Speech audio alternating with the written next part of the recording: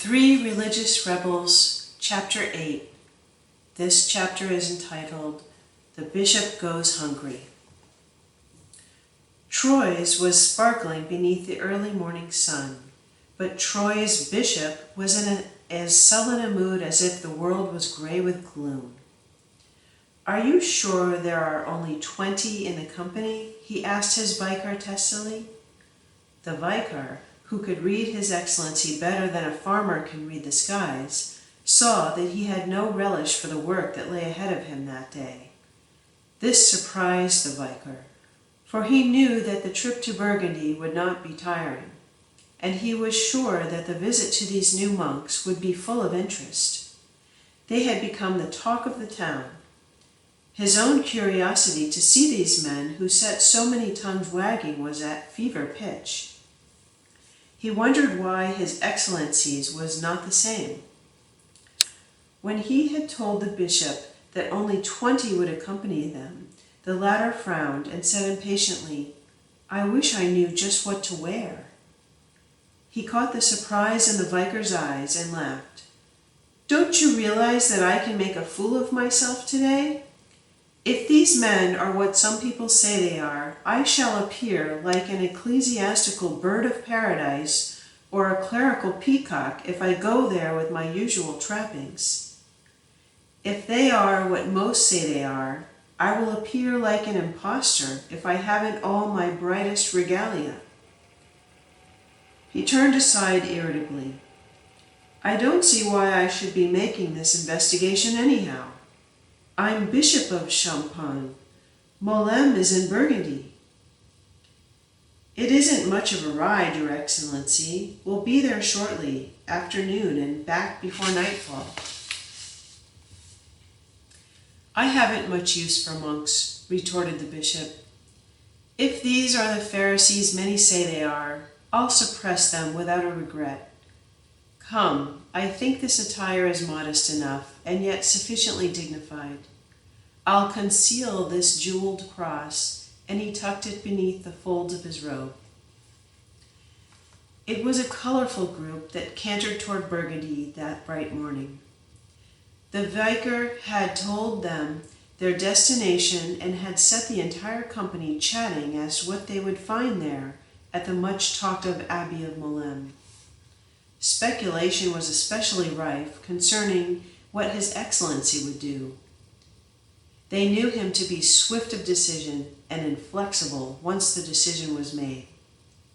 Would he suppress the monastery and disperse the monks? Watching him as he rode along on his spirited milk-white mare, and noting the grim line about his eyes and mouth, most prophesied short shrift for the monks in the woods. By noon they were nearing the stronghold of Molem. The vicar brought his glossy black mount alongside the bishop's mare. He found the bishop a little more talkative than he had been all morning. Knowing his dislike for monks, the vicar chanced a pleasantry about what an anomaly it would be to find a monastery that was cloistered and monks who worked. "Anomaly? It would be a blessing," said the bishop. "If monasteries were really cloistered and monks really worked, bishops would have fewer worries and the church less scandals." After they had ridden along in silence for a stretch, the bishop continued, "No, I wouldn't object to that, Your Reverence. But reports go deeper.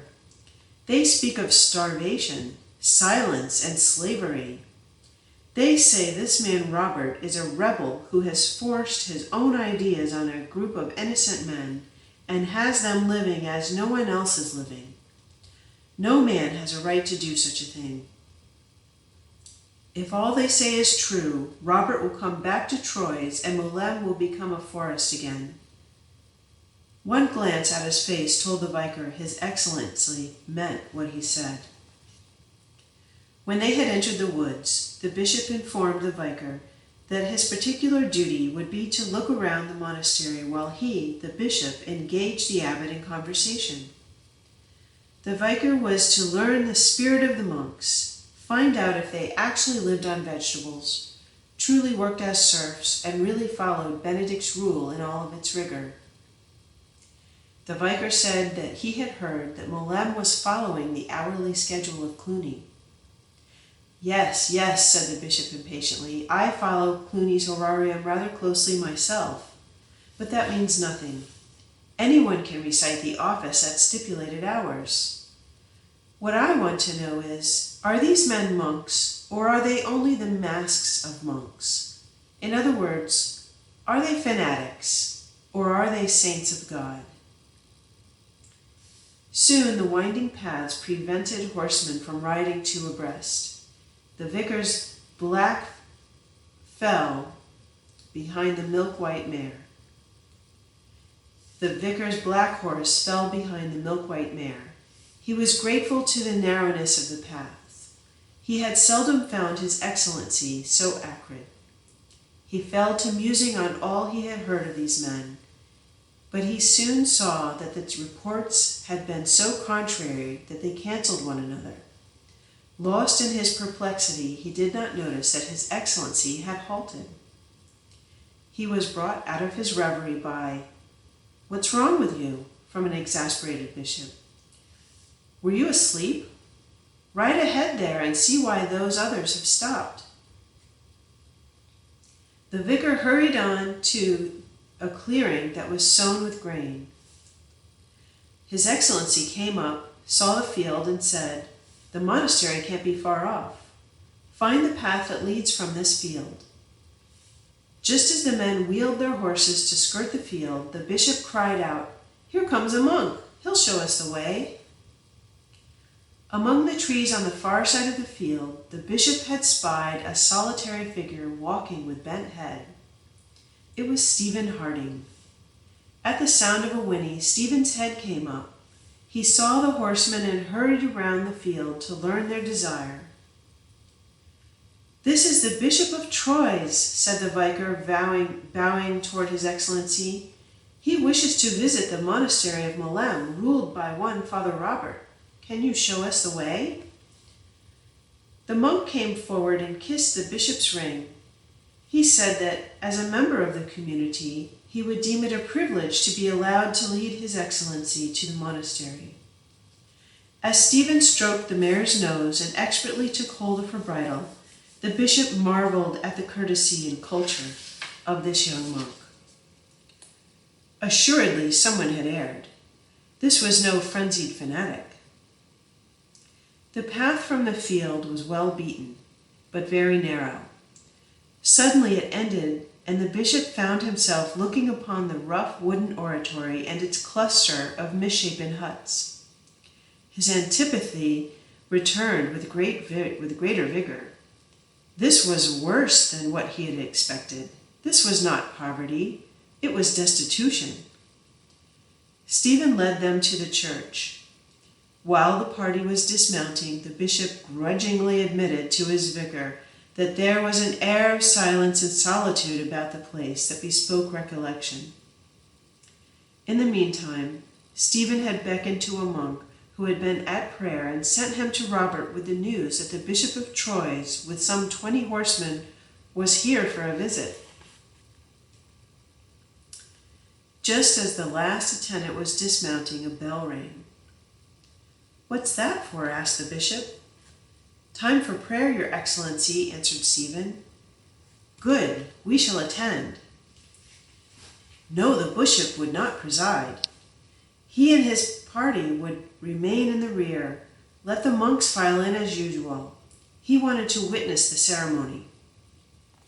The horsemen crowded into the back of the little oratory as silent figures emerged from various huts and with bent heads hurried toward the church. The vicar was crushed in beside the bishop. Before the last monk took his place in choir, the vicar leaned toward His Excellency and whispered, "Have you noted their modesty? Not one has given us so much as a second glance." The bishop simply nodded, but his eyes were darting from figure to figure. The last monk was in his place. A hush filled the oratory. The entire party in the rear was gripped by the solemn silence. There came a knock, and a little group of monks fell to their knees with the uniformity of a troop of highly trained soldiers. They prayed a few moments in secret. Another knock brought them to their feet, and a single clear voice rang through the stillness. "God, come to my assistance," to be answered by the united voices of the little choir in a unison and a volume that was vibrant. "O Lord, make haste to help me." Then the monks sang the hymn and the psalms, verse after verse, in alternate choirs, first one side, then the other. When the last response had been given, the monks knelt at their places, and the same solemn hush that had so gripped the group of visitors at the beginning of the office again took possession of the little oratory. Stephen Harding approached and beckoned to the bishop. Outside the door of the church, he introduced him to a giant of a man with snow-white hair.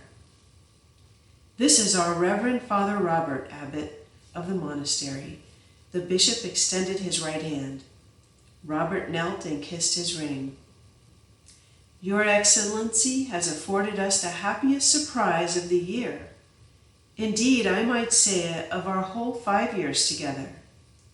May I extend to you the warmest of welcomes from my own heart and the hearts of all in our little community." The bishop nodded his thanks. "In a few moments we will be having our dinner. Would you honor us by partaking of our humble fare?" The bishop said, "Gladly." Little did he know how literally Robert was speaking when he said humble fare. The news of the unexpected guests had been brought to Robert while he was talking with Father Alberic, the prior. The latter laughed and called to the cellarer, who was just passing. "20 more mouths for dinner," he said. "Can you manage?" The poor man was a picture of dismay. He held out his hands and said, "My fathers, you know the condition of our storeroom and cellar." "Water the soup," commanded Alberic, "and serve wine only to the guests. The community will take what comes from the cistern." "Shall I water the wine too?" questioned the cellarer. No, laughed Alberic. "Wine is good with everything but water, and water is good with everything but wine." The bell had then rung for prayers, so Robert and Alberic moved off toward the church. The abbot said resignedly, "Not much of a meal for a bishop, but what can we do?" When His Excellency saw the meal, he grew skeptical. "Find out if this is the regular thing or just a show," he whispered to his vicar. The horsemen were hungry after the morning's ride, so the warm vegetable soup was welcome. But when the second dish of plain, unseasoned lentils was placed before them, even their keen appetites grew dull. The meal was finished before most of them were aware that it had actually begun. In other monasteries of the land, such soup, wine, and lentils would have hardly been considered a side dish. Finally convinced that they had been served all that was going to be served, murmurs of dissatisfaction came from the entire retinue, while whispers broke out here and there. Madmen, hypocrites, pious frauds. The bishop had heard the murmurs of his party. He had studied the demeanor of the monks. There was no question in his mind but that this was their regular meal. They had shown no surprise whatsoever and had partaken of the 2 plain dishes with evident relish. All through the visit, the bishop was torn by successive contrary impressions. The atmosphere of Malem was one of prayer, he admitted that. He had been moved almost to tears by their office chant. Often he had heard the psalms recited. Today, for the first time, he had heard them prayed. The poverty in food, clothing, and lodging, however, struck him as excessive. He must also investigate the matter of manual labor. When the Thanksgiving visit to the chapel ended, the bishop arranged to have his vicar go with Stephen Harding to inspect the entire establishment, while he and Robert visited in the latter's cell. For over an hour the two were in closed conference. Troyes' bishop was an expert at extracting information. This day he used all his expertness. The abbot later told Alberic and St that the bishop had drawn a general confession of his whole life from him. About 4 o'clock, as the party was being led out of the woods, they passed a place where the monks were at work, grubbing up stumps and preparing a field for fall planting. To the bishop's question as to whether such labor was burdensome, Stephen Harding replied with Augustine's famous line, "When one loves, there is no labor, or if there is labor, it is loved." The bishop looked at the vicar. "It rings true. That is conviction, not a pious cliché," was His Excellency's comment. Once on the road and out of earshot of the monks, a veritable babel broke forth. Most of the party were giving vent to angry derision. The vicar looked questioningly at the bishop. When the latter maintained silence, the vicar nodded to the grumbling horsemen ahead and behind, saying, "I don't think they approve of Malem. Their bellies are empty." "I'm a bit hungry myself," said the vicar with a smile. "I'm humiliated," said the bishop. The vicar looked at him in surprise. "Then there'll be no suppression?" "Suppression? Suppression? Please God, there'll be a diffusion. You were in a city of God this afternoon, my man. Those men are neither fools nor frauds. Would to God we had a few more Roberts in the monastic world. Then God would be getting something from the men he made. That man is the soul of sincerity and simplicity. Allons," he cried, and set spurs to his mare. "We must be home before nightfall." Then the Roman road rang with the clatter of many galloping hoofs. 6 weeks later, the trees of Troy stood out in skeletoned ugliness. His Excellency was looking from the window of his study upon a world that had been stripped by the chill winds of November. There was nothing in the vista to cheer one. The sky was gray. A sharp wind moaned. The landscape was cold and bare. Some of that chill had crept into the bishop this morning. His mood was far from pleasant. The vicar noted the fact the moment he entered and inwardly groaned. The news he had to break would have stirred the bishop in the best of moods. Now it most likely would cause an eruption.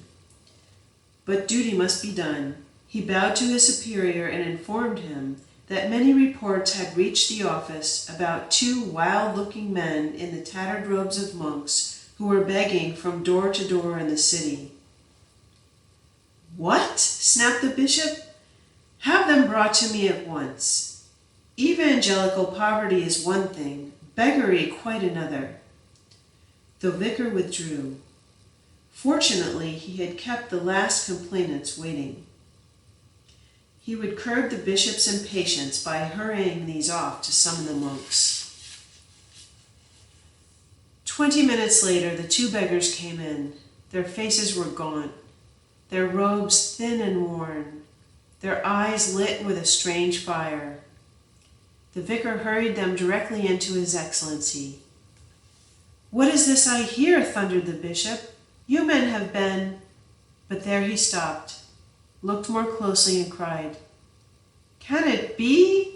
Then he came forward with outstretched arms. "Jean-Marie," he cried, "and Father Louis! Welcome, welcome, welcome!" And he embraced the 2 monks warmly. The vicar stood as one struck dumb. The bishop saw the amazement on his face and laughed aloud. "Ah, my poor vicar, what eyes you have! Do you not recognize your hosts of Malem?" The vicar looked more closely, and memory did the rest. The bishop made the monks sit down and tell what brought them to Troyes. The story was quickly given. The harvest had been light. The community had increased. The storeroom was empty. Father Robert had sent them to town to buy all that was needed in the line of food and clothing, but he had given them no money. The monks shrugged their shoulders and held out expressive hands, saying, "What could we do? Buy means beg when you have no money." His Excellency chuckled. "Your abbot must have been reading the prophets of late. Isaiah has a line that could have served him as inspiration. He says, 'You have no money, make haste, buy and eat. Come ye, buy wine and milk without money and without any price.'" "That may be prophecy, Your Excellency," said Jean Marie dolefully, "but as yet it has not been fulfilled."